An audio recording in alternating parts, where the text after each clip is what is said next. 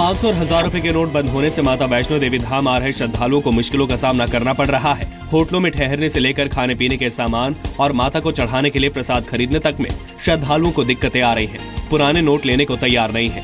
हालांकि परेशानी को देखते हुए वैष्णो देवी श्राइन बोर्ड ने यात्रियों की सुविधा के लिए एक दिन के लिए श्राइन बोर्ड से संचालित सभी भोजनालयों और प्रसाद की दुकानों पर पुराने नोटों को लेना जारी रखा था, लेकिन अब उसे भी खत्म कर दिया गया है। पुराने नोट बंद होने के कारण मरीजों को काफी परेशानी उठानी पड़ रही है। झारखंड के गिरिडीह के एक अस्पताल में एक महिला की डिलीवरी के बाद अस्पताल प्रशासन ने 500 के पुराने नोट लेने से मना कर दिया, जिसके बाद दोनों पक्षों में जमकर बहस हुई।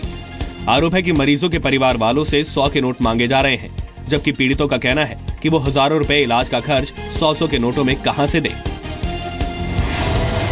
500 और 1000 के नोट बंद होने का असर शवदाह पर भी पड़ रहा है। बिहार के गया जिले में एक व्यक्ति के पास खुले पैसे न होने के कारण वो अपनी दादी की लाश को कई घंटों तक नहीं जला पाया और शव पड़ा रहा। दरअसल खुले पैसे का इंतजाम न होने पाने के कारण व्यक्ति लकड़ी नहीं खरीद सका और उसे चंदे तक का सहारा लेना पड़ा।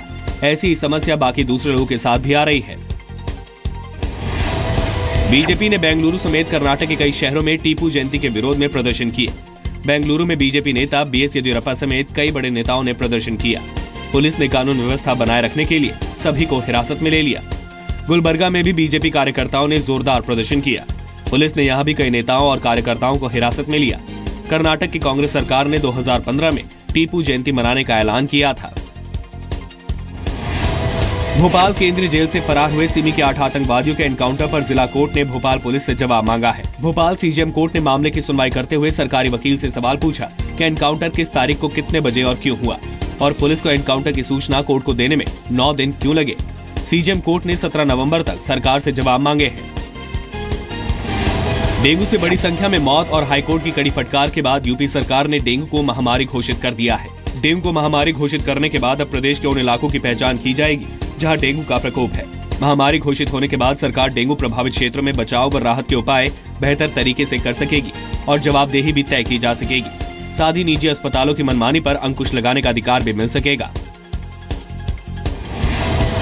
बिहार की राजधानी पटना में 1000 और 500 के नोट बंद करने और अमेरिका में डोनाल्ड ट्रंप की जीत की खुशी में बीजेपी कार्यकर्ताओं ने जश्न मनाया। बीजेपी कार्यकर्ता नरेंद्र मोदी और ट्रंप के पोस्टर के साथ खुशी मनाते दिखे। कार्यकर्ताओं ने पटाखे जलाए और एक दूसरे को अबीर गुलाल लगाकर खुशी मनाई। कार्यकर्ताओं के मुताबिक पीएम के इस कदम से भ्रष्टाचार पर रोक लगेगी।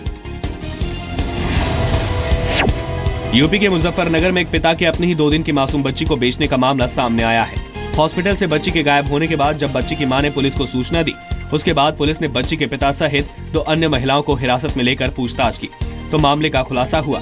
बाद में पुलिस ने बच्ची को उत्तराखंड से एक दंपति के यहां से बरामद किया। पुलिस के मुताबिक पिता ने 2 लाख में अपनी बच्ची को बेचा था। एमपी के बैतूल में एक मां को बचाने के लिए 3 बेटियों ने कुएं में छलांग लगा दी। इस दर्दनाक घटना में मां और बड़ी बेटी की मौत हो गई, जबकि 2 छोटी बेटियों को गांव वालों ने बचा लिया। दरअसल महिला का अपने पति से झगड़ा हो गया था, जिसके बाद उसने नाराज होकर कुएं में छलांग लगा दी।